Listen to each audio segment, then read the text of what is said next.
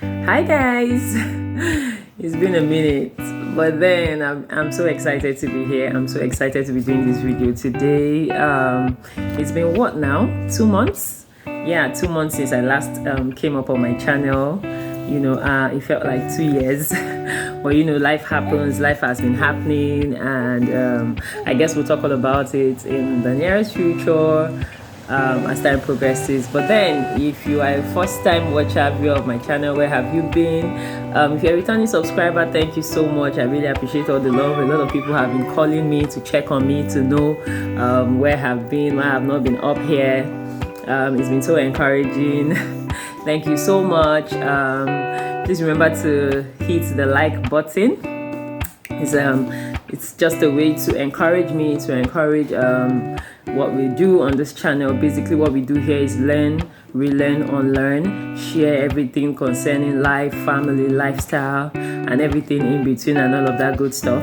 So remember to hit the subscribe button, and remember to like, to share, and you can also turn on the notification bell so that every time I drop a video, you will be notified. And I just thought that I should come back here with addressing an issue or a question that I get so much every time, all day, every time. A lot of people always ask me, and Jennifer, you have 3 kids. How do you manage your home front? How do you do it without help? How do you manage to stay in shape? And all of that good stuff. So I thought, okay, we should just resume with a little bit of gist and chit chat here and there. So I don't even know where to start, because I guess there is just always so much to talk about. So basically, I'm just going to be talking a little bit about my pregnancy journey, nursing my kids, and what I've been up to, how I manage my life, even transitioning into a new career. Like, I really feel that I am now where God really wants me to be. So I'm going to be talking a little bit about all of this, here and there. But I guess the essence of all of this is somebody might just pick up something, learn something, and it's just gonna be a game changer. So I guess we'll be doing this in series, but for today's video, I guess I'll just be talking about my pregnancy journey, getting married, what it's been like, and all of that good stuff. Okay, so if you have not watched my previous video, please ensure you do, because I'm sure there's something you would actually learn from each and every one of them. So we all know the drill. I got married 8 years ago, and immediately after getting married, I got pregnant, and we all know how pregnancy is, 9 months journey. I guess I should share a little bit about my pregnancy experience. So for starts, I always wanted a son for a first child, and then I agreed with my husband. We talked about it, prayed about it, believed God about it, even had to write down his name, and then we're faithing it and trusting God that, okay, this is going to be a son.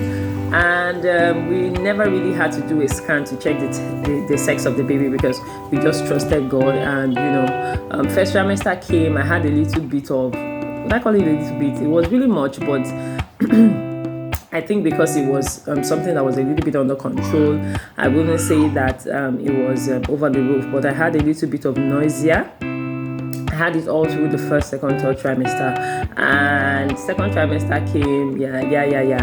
I think my weight was at 60 kg when I got married, and as at the day I was gonna have my baby, I think I was 85. So I gained like a total of 25 kg within the 9 months, and when I had my baby, he weighed 3.5. So 3.5, a little fluid here and there. Okay, I always have that fluid retention anyway, here and there.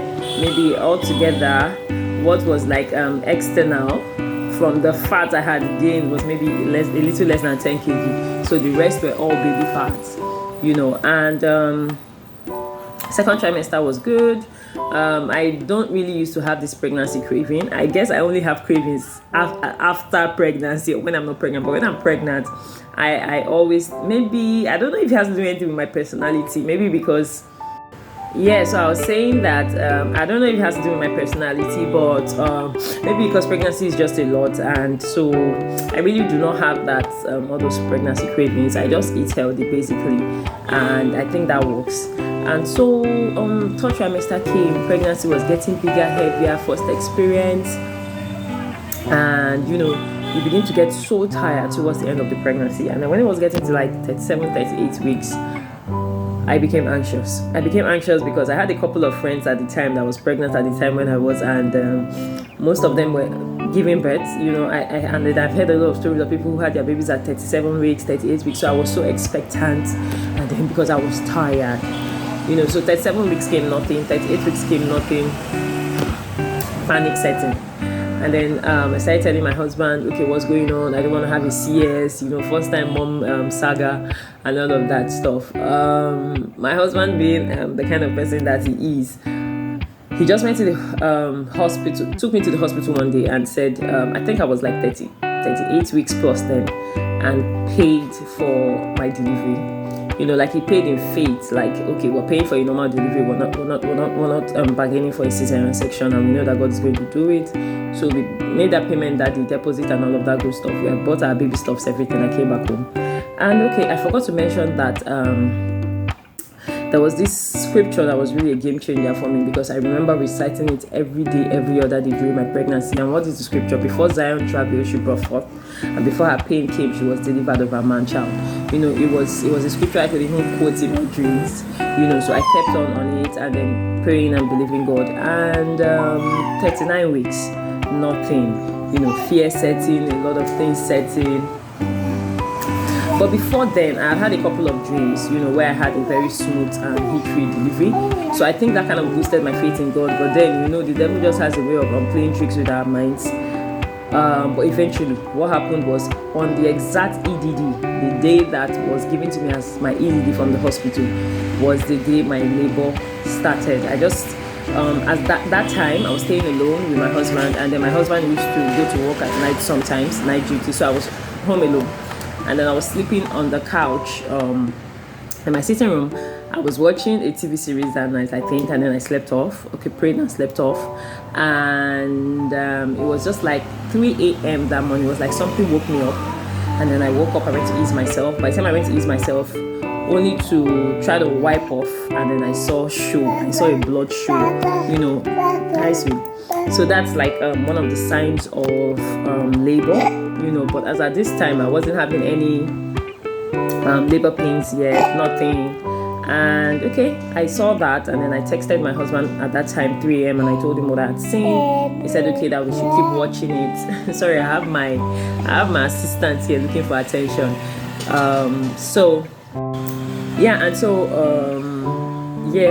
After a couple of few hours, I think an hour down the line, I started having the contractions. At some point, it was like 1 hour apart. Later, after like 2-3 hours, it shot into like 30 minutes apart. By then, it had gotten to like 7-8 a.m. in the morning. My husband was back from work, like that. He came back, we prepared. Before the labor shot into like 15 minutes apart. I think it was at that time we got to the hospital like 11 a.m. Yeah, so we got to the hospital at 11 a.m. The doctors checked me out and said, okay, you're gonna have your baby, say, before the end of the day. And so they said, okay, they were gonna put in a little drip for me. To help me.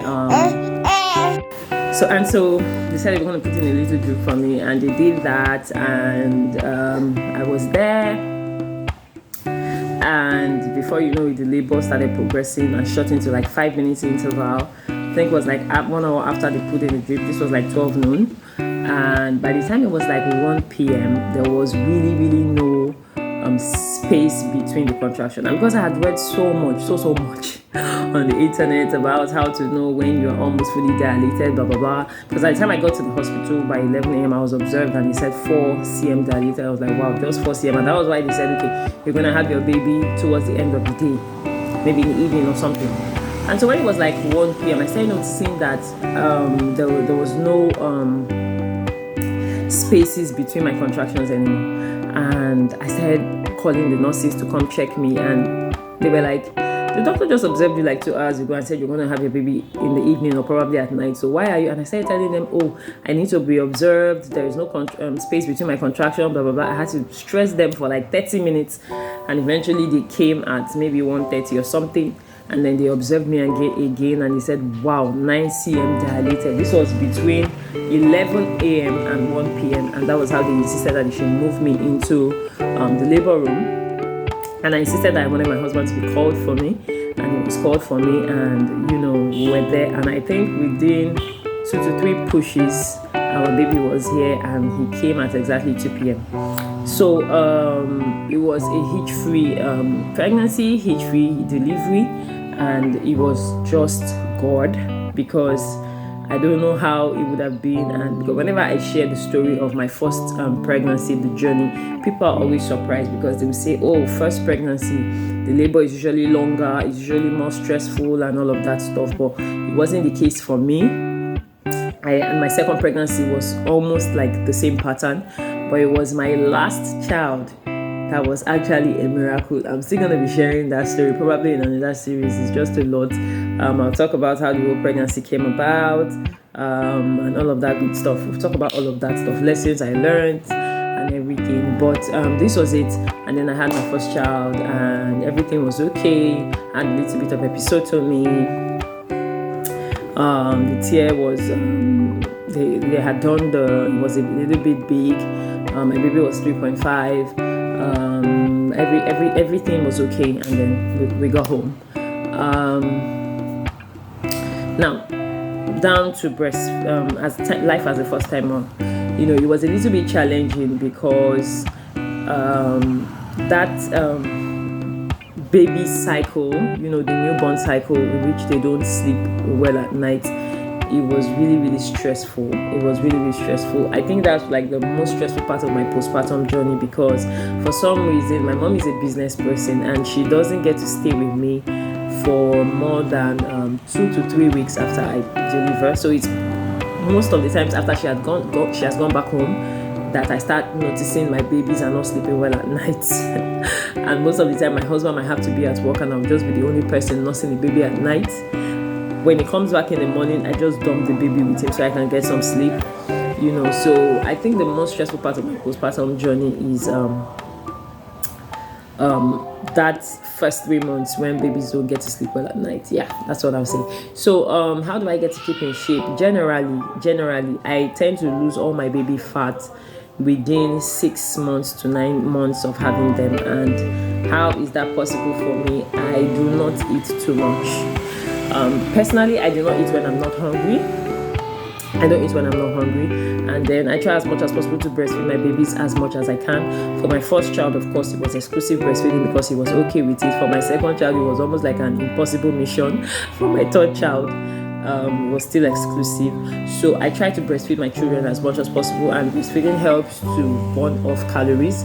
I'm not gonna lie, I do a little bit of workout, I do a little bit of pilates, but I'm really not consistent because I am so busy. I've told myself that at some point in my life, which is pretty soon, I'm going to be registering in the gym, because I just want to be healthy. I'm not trying to lose weight. I'm not trying to gain weight. I just want to be healthy. I want to be here for a very long time, and I want to take care of the vessel, God's vessel, the body God has given me to exist in.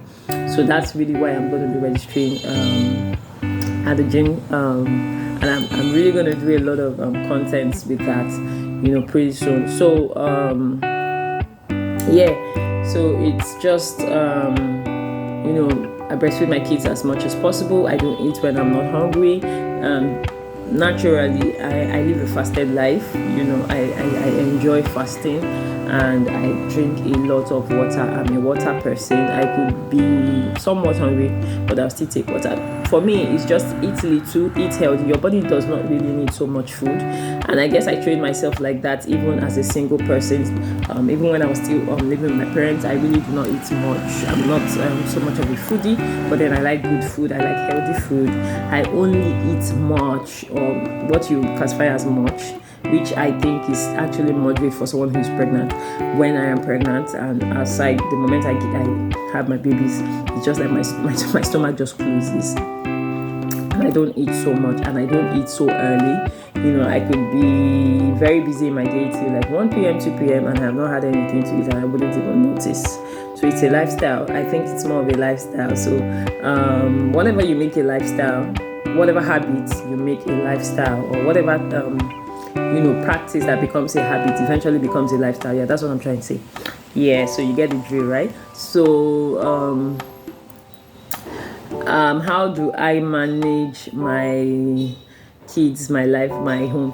I think that one of the most important thing I'm going to say is marry a spouse who is supportive. I think I've said this time and again, and I don't know how well I am to overemphasize that. Marry a spouse who is kind, who does not have the mentality that, okay, this is for you, this is for me to do. We are a team. Everybody gets each other's back. I have your back even when it comes to what is supposed to be somewhat your responsibility, which is finances. I can cover you up. You can cover me up. I think that makes life a little bit, not even a little bit, makes life extremely bearable. And then we try to keep things very simple, in our home. My kids too are going to understand that you really do not have to eat food 3 times in a day. Not necessarily that they do not eat or they do not eat healthy. They could take, for example, snack for breakfast. Then they can have actual food for lunch and actual food for dinner. But if there are days when I'm very busy, my husband is very busy, our kids can go on snack maybe morning and afternoon, then till we're able to fix dinner. We try to keep things as simple as possible, and we don't complicate things. We don't allow things pile up. We do things on the go. And then because I have transitioned into the remote life, so it works for me. I'm working all day long, like my normal 8 to 5, and I'm doing that, and then I'm able to run the home front conveniently. And because my spouse is also a very supportive one, everything just aligns. I told my husband that I don't think that navigating life now with my 3 kids at this their tender age, and I did not use a help, I did not get a maid or something, I don't think I will need that anymore in the nearest future, because for some reason my first child is already coming up, and he's always supportive, always eager to help mommy and daddy, help around with his brothers, so it makes life so easy. And then because of the fact that I have transitioned into the remote life, I'm always there, I'm like physically available for my children, and so there's a balance. And then having a supportive spouse, that is everything that works for me. So I don't know if you have picked a thing or two from this video, but it was nice coming back on your faces. You can follow me on Instagram, follow me on Facebook, Phenomenal Jennifer. Remember to like this video, share and subscribe, and I'll see you in our next one. Bye for now.